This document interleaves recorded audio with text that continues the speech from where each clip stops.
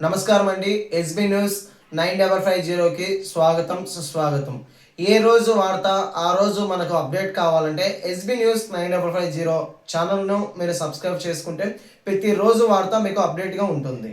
సూటిగా ప్రశ్నిస్తూ ఉన్నా 42 సంవత్సరాల తెలుగుదేశం పార్టీ చరిత్రలో దాదాపు 24 సంవత్సరాలు 23 సంవత్సరాలు ఎన్టీ రామారావు గారు చంద్రబాబు నాయుడు గారు ముఖ్యమంత్రిగా ఉన్నారు.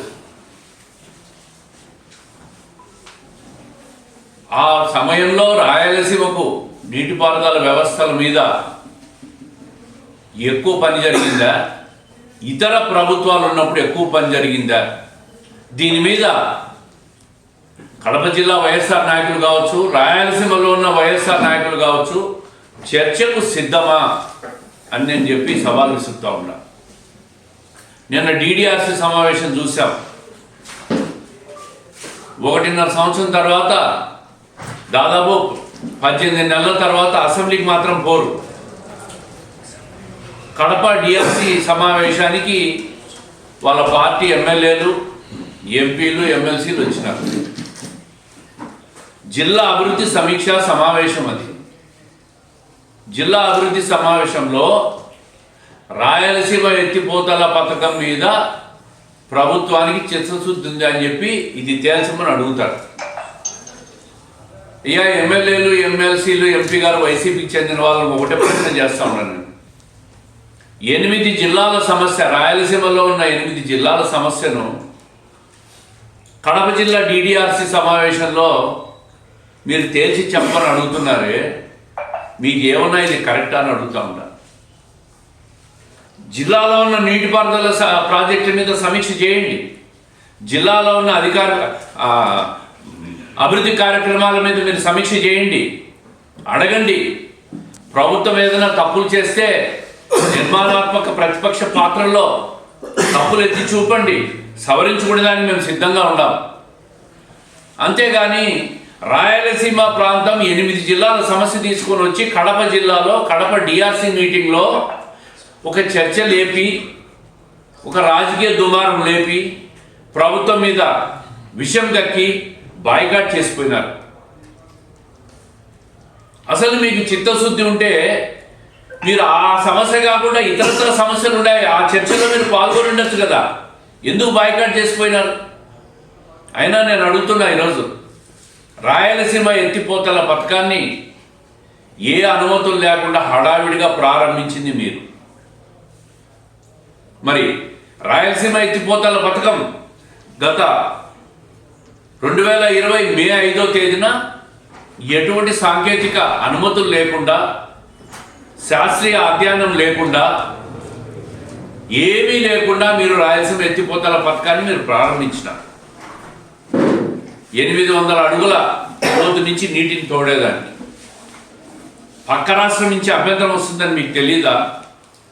పక్క రాష్ట్రం వాళ్ళతో ఆ రోజున్న బీఆర్ఎస్ ప్రభుత్వంతో మీరు కూడా ఇండోర్ పాలిటిక్స్ చేసింది వాస్తవం కాదా? బీఆర్ఎస్ ప్రభుత్వము, వైఎస్ఆర్ ప్రభుత్వం అప్పట్లో ఇండోర్ పాలిటిక్స్ చేసుకొని మీకు కావలసిన లావాదేవీలని చేసుకునేది వాస్తవం కాదా? మరి ఆ రోజు ఆ ప్రభుత్వం కంప్లైంట్ ఎన్జిటికి చేస్తే నేషనల్ గ్రీన్ ట్రిబ్యునల్కు మీరెందుకు ఆ ప్రభుత్వంతో మాట్లాడి దాన్ని విత్డ్రా చేయించలేకపోయినారు? మీరు ప్రారంభించిన 20 రోజులకే దాన్ని ఆపమని చెప్పి ఎన్జిటి ఆదేశాలు ఇచ్చిన మాట వాస్తవం కాదా? అంటే 2020లోనే ఆపమని చెప్పింది. ఆపకపోవడంతో జరిమానా విధించింది. అప్పటికే దాదాపుగా 1000 కోట్లు, 990 కోట్లు ఖర్చు చేశారు. ఇది ప్రజల సొమ్ము ఈరోజు నీలపాలు నీలపాలు చేసింది మీ ప్రభుత్వం కాదా?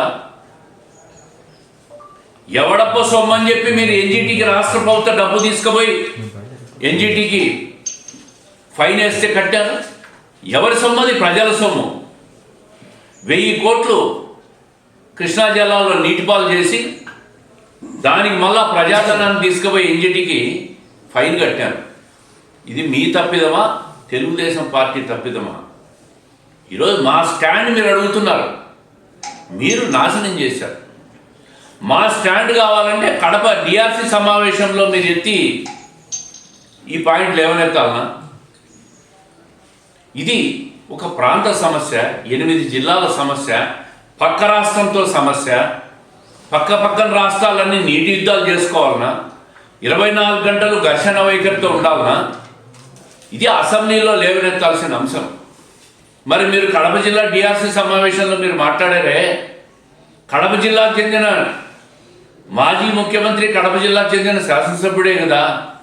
ఈయన అసెంబ్లీకి పోయి రాయలసీమ ఎత్తిపోతల పథకం కింద రేపు రాబోయే బడ్జెట్ సమావేశాల్లో పోయి మాట్లాడి ప్రభుత్వ స్టాండ్ అడగండి. ప్రభుత్వ స్టాండ్ తెలియజేస్తుంది అసెంబ్లీలో.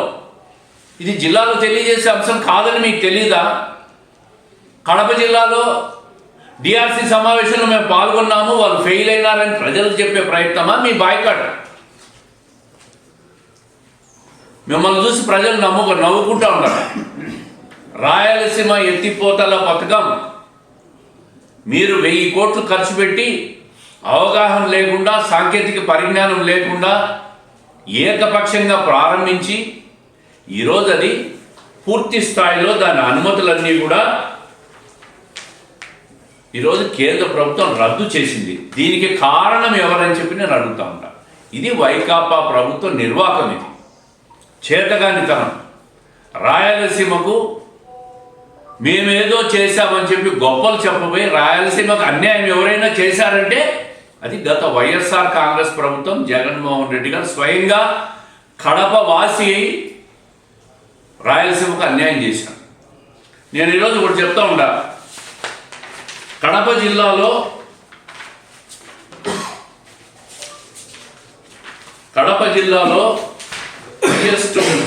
నేను ఒకటే చెప్తున్నా, అక్టోబర్ 10, 2020 సీమకు బ్రేక్ అని ఆ రోజే ఆంధ్రజ్యోతి ప్రచురించింది. 2020లో ఈరోజు మమ్మల్ని బ్లేమ్ చేస్తూ ఉంటారు. మీ ప్రభుత్వంలో ఆగిపోయిన కార్యక్రమం మా మీద దుమ్మెత్తిపోసే ప్రయత్నం చేస్తూ ఉంటారు. ఈరోజు కడప జిల్లాలో ఒక్కసారి మీరు చూస్తే రాయలసీమలో 17 రిజర్వాయర్లు ఉన్నాయి. 17 రిజర్వాయర్లలో కూడా 87% జనవరి 5వ తేదీ నాటికి గణాంకాలతో సహా ఉన్నాయి. మీరు కూడా ఇది ఆన్లైన్ డేటాలో దొరుకుతుంది. అన్ని రిజర్వాయర్ల డేటా కూడా జనవరి 5వ తేదీ నాటికి 17 రిజర్వాయర్లలో మొత్తం 288 టీఎంసీల నీరుంది.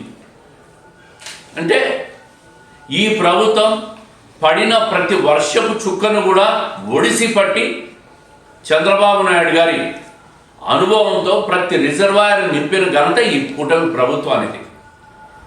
ఇవి పెద్ద రిజర్వాయర్ల నుంచి చిన్న చెరువులకు, వందల వేల చెరువులకు రాయలసీమ ప్రాంతం అంతా కూడా తెలుగుదేశం ప్రభుత్వంలో ఈ 6 నెలల కాలంలో ప్రతి చెరువును నింపిన ఘనత మా కూటమి ప్రభుత్వం ఉంది. అది చంద్రబాబు నాయుడు గారి నాయకత్వంలో ప్రతి రిజర్వాయర్ నిండిపోయి ఉంటే ఈరోజు 3 టీఎంసీల ఎత్తిపోతల పథకం ఆగిపోయిందని చెప్పి తెలుగుదేశం పార్టీ మీద దుమ్మెత్తిపోసే ప్రయత్నం చేస్తూ ఉన్నారు. మీకు ఏమీ దొరకలే. ఈ రాష్ట్రంలో వైఎస్ఆర్ కాంగ్రెస్ పార్టీ నాయకులకు ఏ విషయము కూడా ప్రభుత్వాన్ని విమర్శించేదానికి దొరక్క పక్క రాష్ట్ర ముఖ్యమంత్రి మాట్లాడిన దాన్ని అప్పుగా తెచ్చుకొని విమర్శలు చేస్తున్నారంటే మీ స్థాయి ఎక్కడికి దిగజారిపోయిందో ఒకసారి ఆలోచించారు. ఈ రాష్ట్రంలో సమస్యలు లేక పక్క రాష్ట్రం నాయకుడు మాట్లాడిన విషయాన్ని పట్టుకొని చంద్రబాబు నాయుడు మీద దుమ్మెత్తిపోస్తారు. హంద్రీనీవా జలస్రవంతి ఫేజ్ 1, ఫేజ్ 2 735 కిలోమీటర్లు ఈరోజు 6 నెలల్లో మొత్తం లైనింగ్ చేసి 735 కిలోమీటర్లు మేము ఈరోజు శ్రీశైలం నుంచి కుప్పం వరకు నీళ్లు తీసుకుపోయిన ఘనత ఈ తెలుగుదేశం ప్రభుత్వం. ఈ ప్రభుత్వం తెలుగుదేశం పార్టీ ఆవిర్భవించిన తర్వాతే రాయలసీమ కరువు సీమ, ఈ కరువు సీమకు నీళ్ళు అందించాలనే ఒక పెద్ద ఆశయంతో ఎన్టీ రామారావు గారు ప్రారంభించిన తెలుగు గంగ ప్రాజెక్టు మొదలుకొని గాలేరు నగరి, హంద్రీనీవా, ఎస్ఆర్బిసి, అదేవిధంగా కేసీ కెనాల్ మోడరైజేషన్, ఇటువంటి పెద్ద ప్రాజెక్టులన్నీ కూడా తెలుగుదేశం ప్రభుత్వం వచ్చిన తర్వాత, ఈ పార్టీ ఆవిర్భవించిన తర్వాత ఎన్టీ రామారావు గారు ప్రారంభించి చంద్రబాబు నాయుడు గారు కొనసాగించి పూర్తి చేసిన ఘనత మా ప్రభుత్వానికి. అయితే రాయలసీమకు ఏదైనా మేలు జరిగిందంటే అది ఒక తెలుగుదేశం ప్రభుత్వంలో జరిగింది తప్ప కాంగ్రెస్ గవర్నమెంట్లో కానీ గత 5 సంవత్సరాల్లో వైఎస్ఆర్ ప్రభుత్వంలో కానీ మేము చేసిన దాంట్లో 10% పనులు కూడా మీరు పూర్తి చేయలేదు. ఈరోజు ఒక డిఆర్సి సమావేశంలో ప్రభుత్వ స్టాండ్ అడుగుతారు. మీరు ఈ జిల్లాకు చెందిన సమస్యలు మీరు ప్రస్తావించకుండా, ఈ జిల్లాకు చెందిన అభివృద్ధి కార్యక్రమాల మీద సమీక్ష చేయకుండా, మాకు రాయలసీమ సమస్యల మీద, రాయలసీమ ఎత్తిపోతల మీద మీ స్టాండ్ చెప్పండి అని చెప్పి నిలదీసిన విషయం అసెంబ్లీకి పోయి నిలదీయండి అని చెప్పి కడప జిల్లాకు చెందిన ఎమ్మెల్యేలు ఎమ్మెల్సీలకు నేను చెప్తా ఉన్నా. అసెంబ్లీకి పోరు. మీ ఎమ్మెల్యే మాజీ ముఖ్యమంత్రి జగన్మోహన్ రెడ్డి గారిని కూడా అసెంబ్లీకి తీసుకుపోండి. రాష్ట్ర ప్రభుత్వ స్టాండ్ రాయలసీమ మీద మా ముఖ్యమంత్రి గారు నీటిపారుదల వ్యవస్థ మంత్రివర్గం చెప్తుంది. రాయలసీమలో ఉన్న ప్రతి ఎకరాకు నీళ్ళు ఇచ్చేదానికి తెలుగుదేశం ప్రభుత్వం కట్టుబడి ఉంది. మిగిలిపోయిన ప్రాజెక్టులన్నీ కూడా పూర్తి చేసేదానికి కట్టుబడి ఉన్నాం. ఈరోజు ఈ 1.5 సంవత్సర కాలంలో 2 వర్షాకాలాలు వచ్చినాయి. 2 వర్షాకాలాల్లో కూడా ప్రతి నీటి చుక్క కూడా ఒడిసి పట్టి ప్రతి రిజర్వాయర్లు నింపి జనవరి నాటికి కూడా 88% డ్యామ్స్ అన్నీ కూడా నీటితో కలకలలాడుతున్నాయంటే అది కూటమి ప్రభుత్వం సాధించిన గొప్ప విజయం. రైతుల్లో ఈరోజు ఆనందం ఉంది, కలకలలాడుతూ ఉన్నారు. ఎక్కడైనా రైతులకు అన్యాయం జరిగితే ఇమ్మీడియట్గా వాళ్ళకు నష్టపరిహారం కట్టిస్తూ ఉన్నాం. ఉల్లి రైతులకు నష్టపరిహారం కట్టించిన ఘనత ఈ తెలుగుదేశం ప్రభుత్వం అని చెప్పి మీకు రాష్ట్ర స్థాయి సమస్యలు, అంతర్రాష్ట్ర నీటి యుద్ధాలు ఇవన్నీ చేయాలంటే అసెంబ్లీలో మాట్లాడండి. ఎన్నికైనా ఎమ్మెల్యేలుగా 11 మంది, రాయలసీమ నుంచి నాకు తెలిసి 7 మంది ఉన్నట్టున్నారు. పోయి అక్కడ పోయి మాట్లాడండి. డిఆర్సి సమావేశంలో జిల్లా అభివృద్ధి సమీక్ష మాత్రమే జరుగుతుంది. ఈ వాస్తవం తెలుసుకోవాలని చెప్పి నిన్న వచ్చిన ఎంపీలు, ఎమ్మెల్సీలు, ఎమ్మెల్యేలకు నేను విజ్ఞప్తి చేస్తా ఉన్నా. అదే చెప్తున్నాను నేను. 8 జిల్లా వాళ్ళు కేవలం రాజకీయం చేయాలా, డిఆర్సి సమావేశానికి వచ్చినా ప్రభుత్వం సహకరించలేదు, రాయలసీమ మీద చిత్తశుద్ధి లేదు అని మాట్లాడి, ప్రెస్లో మాట్లాడి పబ్లిక్ చెప్పాలని చెప్పి వచ్చినారు తప్ప వాళ్ళకు అభివృద్ధి మీద సమీక్ష చేసి ప్రభుత్వం ఏదైనా తప్పులు చేస్తే స్వీకరించి సరిదిద్దుకోవడానికి మేము సిద్ధంగా ఉన్నాం. కూర్చోండి మీరు కూడా. ఓకే, రాయలసీమ ఎత్తిపోతల మీద మీరు అడిగినారు, మీకు సంతృప్తికరమైన సమాధానం రాలే, అది రాష్ట్ర స్థాయి సమస్య. తర్వాత జిల్లా అభివృద్ధి మీద అన్ని డిపార్ట్మెంట్ల వారీగా సమీక్షలు జరిగినాయి. మరి దాంట్లో ఎందుకు మీరు మాట్లాడలేదు? దాంట్లో ఎందుకు మీరు కూర్చోలేదు? దాని నుంచి ఎందుకు పారిపోయినారు? అంటే బాయ్కాట్ చేసేసి అదొక ఫ్యాషనా అని అడుగుతా ఉన్నా.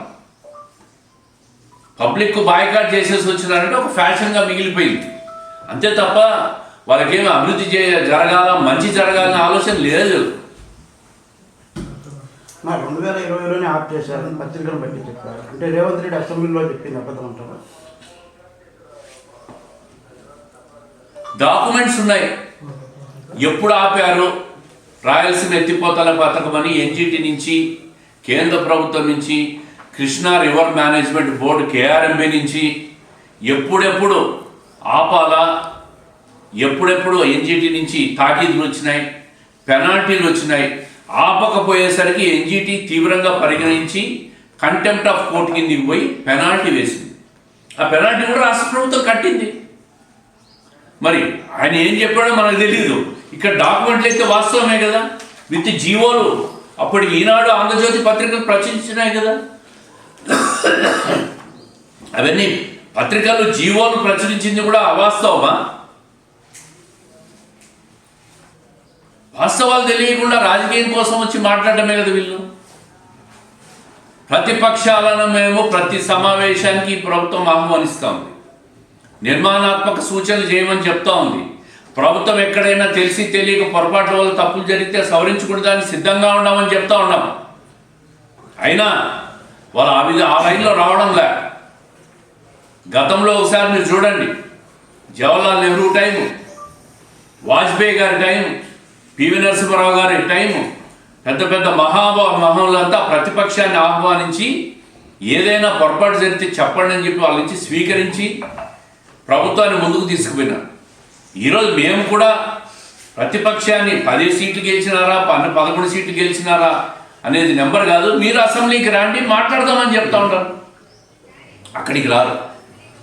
డిఆర్సీ సమావేశంలో 5 నిమిషాలు కూర్చొని ఛాయ్ బిస్కెట్ తిని బాయ్కాట్. ఇది వైఎస్ఆర్ పనితీరు. దీన్ని తీవ్రంగా వాళ్ళ వ్యవహార శైలిని తీవ్రంగా ఖండిస్తూ ఉన్నాం.